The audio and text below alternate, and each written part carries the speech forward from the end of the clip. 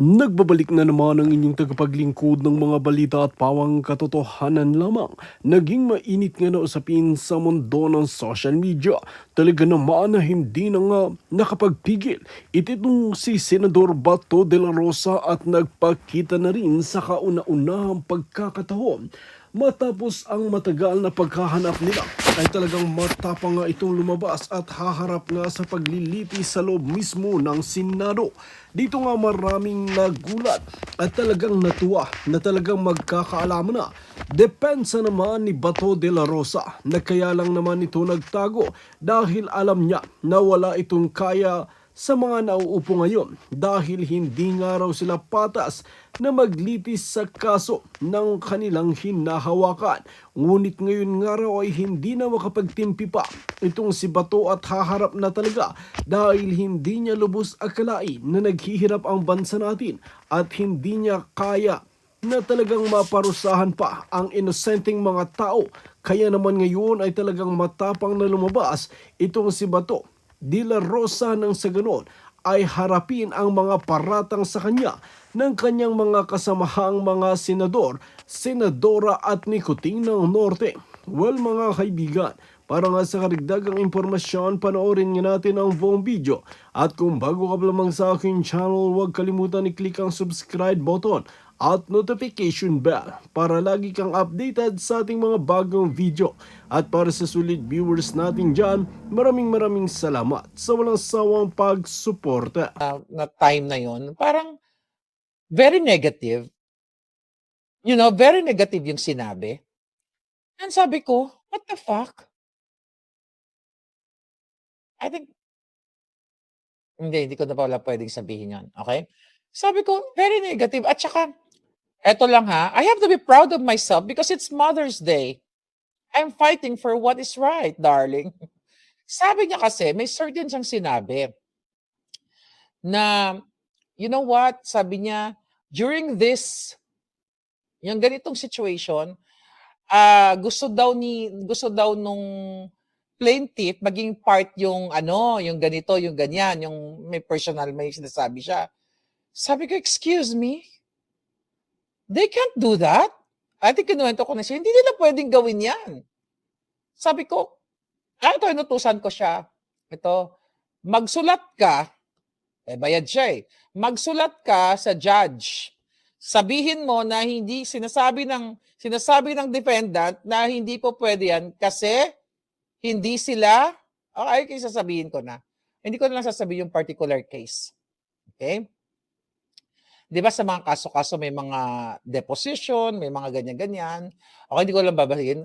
Ang sabi kasi nito, gusto daw maging part ng mga abogado ni Satanas. Okay? Ni Satanas, gusto daw maging part doon sa certain procedure na yon. Mga abogado sa Pilipinas. Kaya sabi ko, excuse me, darling? Sabi ko, hindi sila pwedeng maging part kasi hindi sila California lawyer. Yun ang sabi ko, yun ang naging hudyat. Okay? Yun yung naging hudyat sa akin na magdesisyon. Na sabi ko, tangina. Sabi ko, na ganun kulang. Parang ako alam ko to, hindi naman ako lawyer. Bakit hindi niya alam? So, pinalitan ko ng bonggang-bongga. Kaya ang lawyer, pwede mong palitan. Kung na-feel mo na wala ka ng confidence sa kanya kasi tingin mo sa kanya, syongabels. Right? Yun. So ngayon, mga kababayan, buti na lang. Okay? Case dismissed with prejudice. Ngayon, mga kababayan, okay, sabi ni Anton Garcia, Miss Maharlika, you're so beautiful po. Happy Mother's Day. Thank you, Anton. All right. Sabi ni Flor Malyari, Happy Mother's Day. Idol kita. Thank you, Palangga. It's impossible na sila nag-uusap. Digital na ngayon. Correct. Lahat ngayon digital na or Zoom or something. Diba? Sino ba yun, by the way? Sino yung nag-usap? Sino nag-usap, Palangga? Alright. Ano ba pinagsasabi ni Maharlika dito? Alright. Pasok. Sino kaya? O ang question, sino kaya ang kapalit? Alright? Sino kaya ang kapalit ni Kaufman? You know, sabi sa panaginip ko, ako daw. Hindi, chika lang. Basta hindi ko alam. Okay, wala akong alam dyan, ha? Alright? So may nagsasabi si Harry, I don't think si Spokes Harry. Okay? Hindi si Spokes Harry. I don't think so na si Spokes Harry ang mag-lead counsel. No. No. Parang hindi. Parang hindi yan palangga. Who knows? Pwede naman tumulong si Harry. Hindi natin alam. Teka lang, tignan natin dito. Ano to?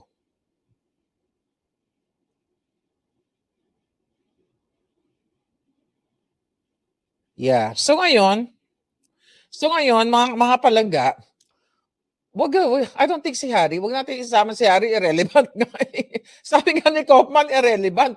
Makapayag naman si Spokes Harry na irrelevant siya. Di ba? So ngayon, ako nakikita ko din talaga dito, delegation to. Hindi magdedesisyon, okay? Ito hindi ako nangiintriga, no? Kahit na sabihin ko pa to kay Inday Sara, Inday, naku. Alam mo kung ako lang masusunod, sabihin ko kay Inday Sara, alam mo kung anong gusto ko? Inday Sara, mamuno ka na, pumunta tayo sa kalsada, patansikin na natin ng mga adik, di ba? Kung ako lang masusunod. You know? But anyway, so wag nyo nang intrigahin. Wag nyo intrigahin. Ako hindi ako nang intriga, sinasabi ko lang yung nakikita ko. Delegation of labor to, ika nga. Di ba? Kaya parang sinabi lang ni Inday yan, ha? I don't know how to use a computer, sabi niya. Dapat, ang ibig sabihin ni Inday Sara doon, hindi ako marunong gumamit ng computer, but I delegate. Parang ako lang yun, parang ikaw lang yun, right?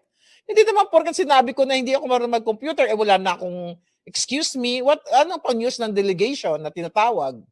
I-delegate mo sa mga taong may staff ka eh. Alam ka naman si Inday pa magka-type dyan. Imagine mo, Vice President Sara, what the fuck, diba? Ano yung point? Kaya bobo talaga to si Clarissa Taratara, yung mga putang inang ito. Diba? Yung mga lawyers na yan, ang mga lawyers ba, pag gumagawa ba sila ng mga pleadings nila, ng mga ganyan-ganyan na, sila pa magdududutot ng computer? Magde-delegate ka. Diba? So it's the same thing with what's going on sa family. Nag-delegation lang. Kasi kahit naman ako, hindi ko yata kakayanin. Si Inday may mga anak, di ba? May mga bata na kailangan niyang ulinggan, di ba? Yung kanyang tapos yung ginagawa pa sa kanya ng mga bangag. So yun lang yung sa akin dito. So i-close na natin yung libro ni Kaufman, pero I don't buy his bullshit na 1 year lang siya. Yan ang gusto kong tanggalin nyo, na huwag kayong magpapabudol. Kahit i-google nyo yung sinasabi ko, huwag tayong magtanga-tangahan. Alam mo, sa legal terms kasi, ang dami mga chuchu niya, mga palabok, parang graceful exit lang yan. Na hindi ka naman pwede mag-resign sa trabaho na aalis na ako, putang ina ninyo. Diba? Hindi ka naman pwede mag-ganon. Siyempre, thank you, I learned so much. Thank you for my mentor, Eklabus. Diba mga ganon mga pasakal? Parang hindi nyo naman alam yan. Parang hindi kayo nag-uopisina o hindi kayo nagtrabaho. Alam nga naman, mumurahin mo yung mo na aalis ka na lang, gagawa ka pa ng away, diba? Pero dito sa vlog natin, pwede natin pag-usapan yan. Kasi yun ay assessment natin, analysis natin, kumbaga yung pagbabalsalansan o pagbabalangkas natin ng mga pangyayari.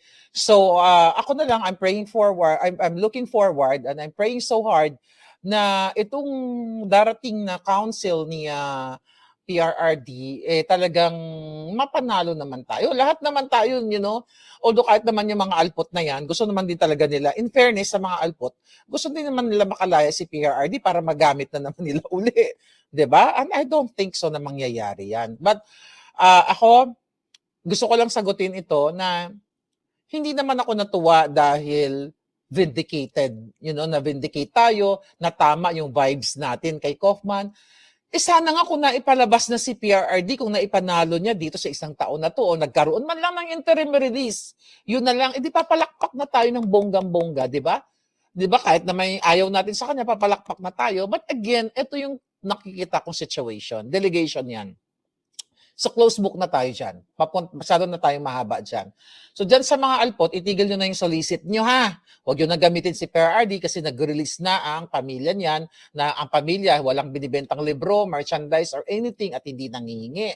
Okay, kung gusto nyo supportahan si PRRD, supportahan nyo. Pero huwag nyo gagamitin ang mga Duterte sa pinagkakaperahan ninyo mga alpot kayo, itigil nyo na yan. Alright? Huwag na kayo masyadong mainggit sa aking hair today at kay Mickey Mouse. Wala, hindi nyo kaya to. 'Di ba? Si Mangga naman, wala na yan. 'Di ba? Puro chuchu-chuchu lang yan.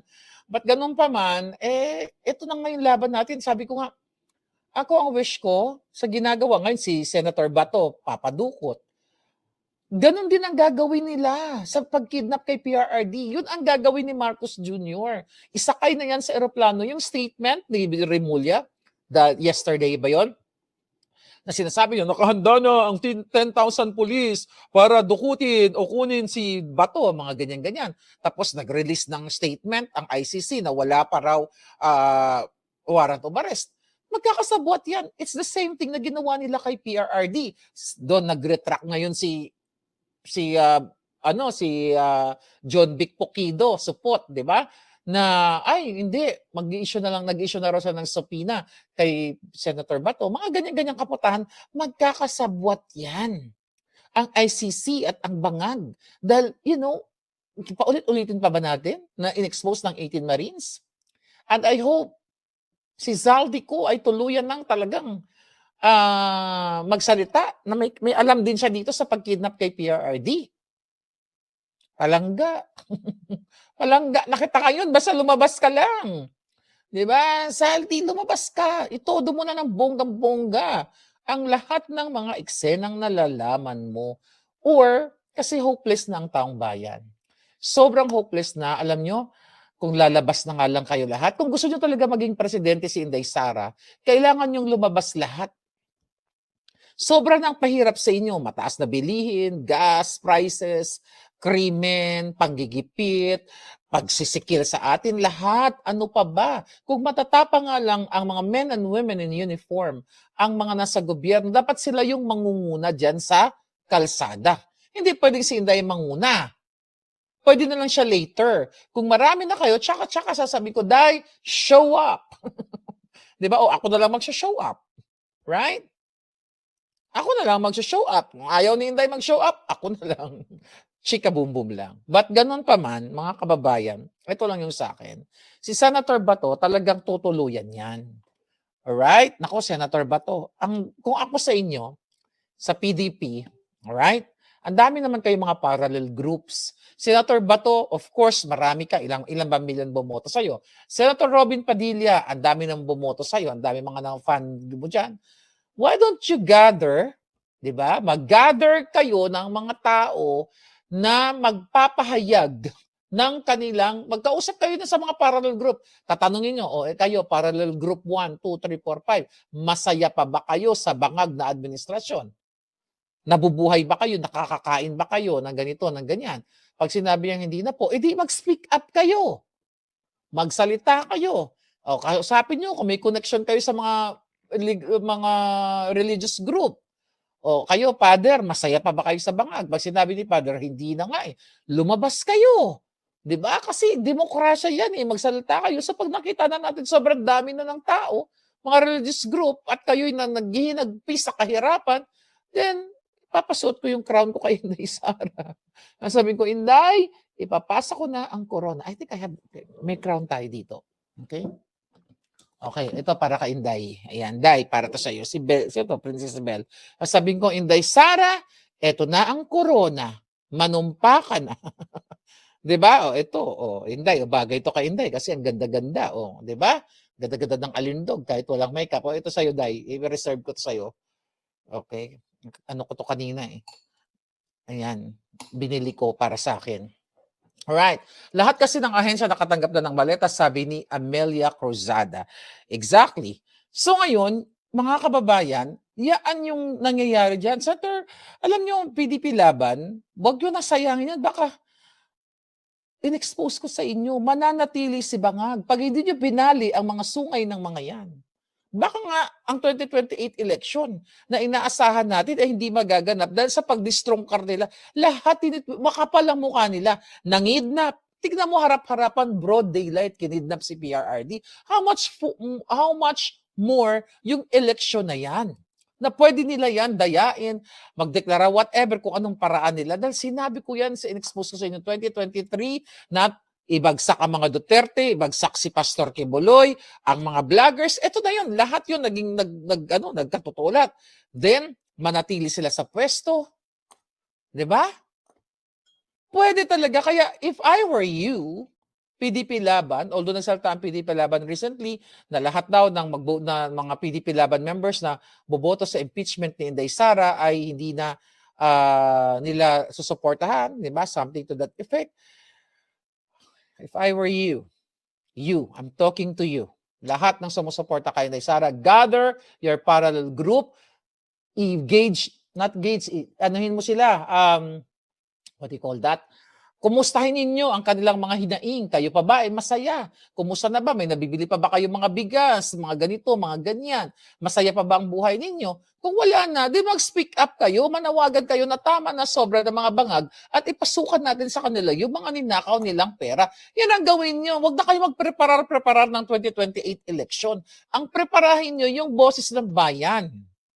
Kaya sabi ko sa inyo, kailangan magamit ko ito. Ibibigay ko to kay Inday. Yung Inday, sa'yo na tong corona. BPO. Ito na. Oh. Ikaw na ang maging queen. Alright? Ayan. Papasa ko sa iyo yung crown. So yun. Nakita mo, ang kapal ng mukha ni Bangag. Nangingidnap sila. Harap-harapan. Tignan mo yung 10,000 na sinasabi ni John Vic Remulla. Pinahanda niya. Di ba harap-harapan? Na sabi nga, yung ating judicial system ay gumagana pa. Which is, hindi naman totoong gumagana yan. Gumagana yan sa mga bangag. Right? So, kailangan ninyo ngayon mag-isip-isip. Huwag kayo masyado ngayon mangampanya-ngampanya na ang eleksyon, 2028. Baka kasi hindi mangyari yan. Baka mag-iyakan na lang or sobrang martial law na ang, mag-declare ng martial law or whatever ang gagawin ni Bangag dahil hindi na magkakaroon ng eleksyon. Pero syempre, we're hoping na mangyayari dahil 2028 for Inday Sara. Pero sabi ko, paulit-ulit ko sinasabi sa inyo, bakit natin antay ng 2028? Gutom na kayo. Ang taas ng bilihin, ang hirap ng buhay. Yung mga umaalis na namasyal-masyal ng Thailand, namasyal-masyal ng Singapore, ino-offload. Wala kayong laya na maging masaya ang buhay ninyo. Yes, another issue na pinorward sa akin, na in-inform ako, diyan na naman sa hayop na Aquino International Airport, yung kababayan natin, pumunta ng Thailand, dinilay-delay. Ang dami mga question, mga kaputahang questioning, nagpapanggap lang na parang maglagay ka, naiwanan ng eroplano. Pumunta lang ng Thailand, yun na namasyal, na bumili na naman ng panibagong ticket. Noong panahon ni PRRD, walang ganyan. Dahil takot yung mga demonyo dyan sa airport, dahil ipapalunok ni PRRD sa kanila, yung mga bala kung ano pa man. And now, tignan ninyo, for sure, hindi lang isa, 2 taong nakakaranas dito. Kilala nyo, kaibigan nyo, mga ino-offload, pupunta lang kayo ng Thailand, pupunta lang kayo ng Singapore, ganyan-ganyan. Alam nyo yung wala kayong kalayaan na parang lalabas sa bansa, you have enough money na pag-ipunan mo, di ba, nag-opisina ka or business ka maliit, nag-ipon ka kasi ipapasyal mo yung lola mo, danay mo, tatay mo, whatever. Pagdating sa airport, haharangin ka ng mga putang ina, hindi sila pwedeng dapat humarang sa inyo. Dapat ang discretion, ang nagbibigay ng judgment, yung bansa na papasukan mo kung papasok ka pa, kung magsistay ka ba doon or papapasukin ka ba nila o hindi. Yan na yun, talamak dyan sa airport. Kaya nga mag-gather na kayo, PDP Laban, sabi ko nga lahat ng sumusuporta, parallel group kay Inday Sara, pumunta kayo sa kalsada at manintigan. Kapag bumana yung mga taong yan, uuwi ako dyan, parang si Tarzan, Inday, eto na ang corona. Di ba? So yung mga ganon. But anyway, sa seryosong usapan, nakakapagod. Okay? Nakakapagod na yung mga ginagawa ng mga bangag na ito. Ngayon, paubos na ang pera ninyo, ay paubos na ang kaba ng bayan. Ubos na nga. Actually, ano sabi dito? Okay. Teka lang ha. May bago. Nicholas Kaufman confirms FPRD already has a newly selected legal counsel chosen by Veronica Anhanilet. Ano sabi dito? Teka lang, mukhang latest to. Bago tayo mag-forward. Sabi niya, said Jimmy 7, he was informed that the former President Rodrigo Duterte already has a newly selected legal counsel chosen by Veronica and Hanelet. Veronica informed me that she and her mother, Hanelet, had selected new counsel for FRD and advised me to step down based on their assurance, and they had agreed terms of engagement with replacement counsel who was willing to assume immediate representation. After I confirmed the same with the replacement counsel, I sought the former president, president's permission to withdraw. All right, a text message. Oh, he added that he did not object to a requested acquaintance visit for a prospective counsel by the Registry of Court last Friday. Since the visit of prospective counsel, if it took place, would have been conducted under conditions of privilege, I would not feel it appropriate to inquire as to what transpired. Oh my. And tapos, ang sabi pa niya, my God. Ang sabi dito? Okay. Okay, palangga. Ano to? Sino naman to? Teka lang, may baka importante to. Okay, so, ngayon, naka-freeze na naman daw ako. Ay, naka-feeling ko, naka-freeze ako, hindi. Bablock ko to nagsabi. Naka-freeze ako, hindi. Hindi, no? So, ngayon, mga kababayan, alam mo, dapat si Kaufman umalis. Dapat hindi ka na nagsasalita. Diba? Mag-escape, mag-ano ka na lang, you're done. That's it. Huwag ka na mag-kung ano pa mga pinagsasabi mo.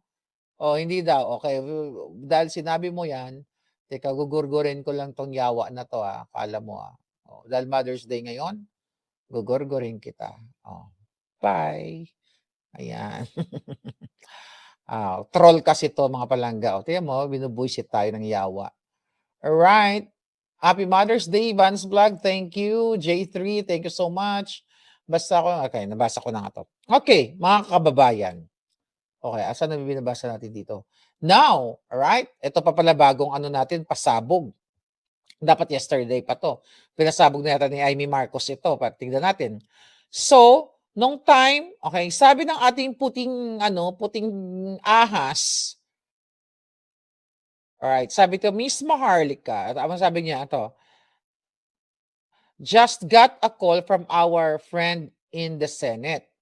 Speaker D, who is currently attending the ASEAN event in Cebu, said that they will endorse the impeachment of Inday to the Senate on Monday night. There's no definite number yet in the Senate, but they're allegedly being held hostage by ES Recto through the budget and warrants cases. Anong ibig sabihin nito? Okay? So tinatakot, according to that message, na itutuloy-tuloy nila impeachment kay Inday at tinatakot nila yung mga, let's say, senador or mga kongresista na may mga pending cases na kapag hindi kayo pumirma, hindi kayo pumirma dito sa impeachment ni Inday Sara o hindi nyo ayunan, di ba? Pagdating sa Senate, ito ang mangyayari sa inyo. Maapektuhan ang budget ninyo or kakasuhan namin kayo or ipupush namin yung not kakasuhan, yung mga pending case na ipupush namin na maaresto kayo. Yes, sabi ni Hazel Corpus, Hazel 887, blackmail talaga. According dito sa ating breaking news yan. Okay, breaking news. Pero napag-usapan na yata yan. Nahuli na pala ako yung breaking news ko dahil kahapon pa yata yan. Hindi tayo nakapag-vlog. Pero sinabi ni Mangga dito, right, ibinunyag ni Mangga na may alok na umunong incentive package sa mga kongresista kaugnay ng kanilang pagboto sa impeachment case ni Vice President Sara Duterte. Alam mo, malinaw naman yan. Pero yung sa atin, yung in-inform sa atin, na tinatakot nila pag hindi kayo pumirma, ay kakasuhan kayo. Sabi dito, mayroon daw 3 million, maliit ito na nakaragda, ito, hindi, mali pala ako. Sabi daw ni Mangga, meron din naman ng 3 million na karagdagang na maintenance and other MOE, operating expenses, kada buwan at 150 milyong halaga ng mga proyekto. Nakita nyo? Congressmans lang ang may offer. Senators, sabi niya, no offer. Just under the gun. Okay? Sabi niya. Yun na nga. Ibig sabihin nun, ang mga senador, katulad siguro yan nila, sino may mga kaso? Jinggoy Estrada, Villanueva, who's that? Jingo Estrada. Sino yung may mga kaso? Jingo Estrada, Villanueva, yung mga kaso, Chis Escudero, at kung ano-ano pa, kung sino-sino pa. Right? Basta yun. So, yun ang ginagawa ngayon ng mga bangag. Kaya nga sabi ko sa inyo, kung ako lang talagang, if I have the power, kung hindi lang ako tinamnan ng mga kaso dyan, alright, ng mga hayop na yan, at if I have the capacity, the power, everything, ako na ang magli-lead. Ako na. Kaso lang, paano naman ako mag-lead? Tinamnan ako ng mga warrant of arrest ni Satanas at ni Bangag. So kayo na dyan. Okay? Kayo na dyan sa Pilipinas. Huwag nyo na itong hintayin. Kung talagang umaasa kayo na si Day Sara ay, bringer of hope, which is naniniwala ako, bringer of hope and change sa ating bayan, do it now. Huwag na kayo mag-antay pa ng 2028. Di ba? Unless na lang mamatay talaga ng tuluyan si Bangag. Kasi di ba sabi naman ni Amy Marcos ay malala na yung hayop na yan. At sinabi naman niya na may sakit siya, di ba? Alas na lang mamatay siya, pero baka nga mamaya pag namatay siya, magkaroon sila ng part na yung sabi nga ng mga nababasa natin, baka magkaroon ng peking bangag. Okay? Or magpapanggap. Maraming pwede silang gawin. Right? So kung gusto nyo talagang maging presidente si Inday Sara, gawin nyo na ngayon. Huwag na kayo magpabagal-bagal. Gather lahat. Kung kaya nyo mag-gather ng mga tao na naniniwala noon na doon sa unity na magkaroon ng magandang kinabukasan ng Pilipinas, then kausapin nyo yung mga taong yun na mga sumuporta sa inyo. Yung mga constituents ninyo na masaya pa ba kayo? Kung hindi na kayo masaya, halika na. Tayo na sa kalsada at magsigaw ng vangag, vangag, vangag. Kami na lang ni Hari ang mamuno dyan. Vangag, vangag, vangag. Di ba? So, dapat ganon. Kung pababayaan nyo si Marcos Jr., harap-harapan, harap-harapan ang ginagawa sa inyo. Hindi pa ba, yan? Hindi pa ba hudyat yan? Nagkampi-kampi ng mga NPA, ang mga dilawan, di ba? Ang mga bangagan. Hindi mo pwede ipagpapasa Diyos lang. Nang ipapasa Diyos, nasa Diyos ang awa, nasa tao ang gawa. Hindi tayo pwede magganyan-ganyan palangga na dasal na nga tayo ng dasal, tapos sasabihin ni Lord, wala ka namang ginagawa. Ano gagawin natin dyan? Diba? Parang dasal ka ng dasal, Lord, sana yumaman ako, tapos wala ka namang ginagawa, kung paano kaya yaman? So, what's the point? Paano natin matatanggal ang mga adik kung wala kayong ginagawang paraan para gisingin ang taong bayan? Gumising kayo. Kailangan ang mga tao ay magising at magsabi ng kanilang mga hinaing na tama na. Tama na sa mga kidnapper, tama na sa mga bangag. Hindi na maganda yung nangyayari sa Pilipinas. Alright? Ano pa ba? Ano to? Si Babanta ba nakalaya na? Naku, huwag na yun si Babanta. Hayaan mo na yan, visit. Okay? Ano nangyari dyan kay Babanta? Kung talagang siya ay may kasalanan, Levis will talk about that later. Ito muna. Proyektong alok na kapalit ng boto sa impeachment ni Bibi Sara. Naku, hindi naman na bago yan. Right? Hindi na bago yan dahil ang ginagawa nila ngayon ay panggigipit. Tignan mo, bago na naman to. Interpol Red Notice versus Rocky inaabangan. Alam mo, ikaw, John Vic, na supot. Diba? Ilang taon mo na yan? Since ilang taon na ba si Harry wala sa Pilipinas? Isang taon, mahigit? Okay? Matagal mo na sinasabi yung Interpol na yan. Puro ka kasinungalingan, 'di ba? Puro ka fake news. Tingnan mo, finidan mo ng fake news si Bangag tungkol sa pagka-aresto kay Zaldico, 'di ba? Wala kang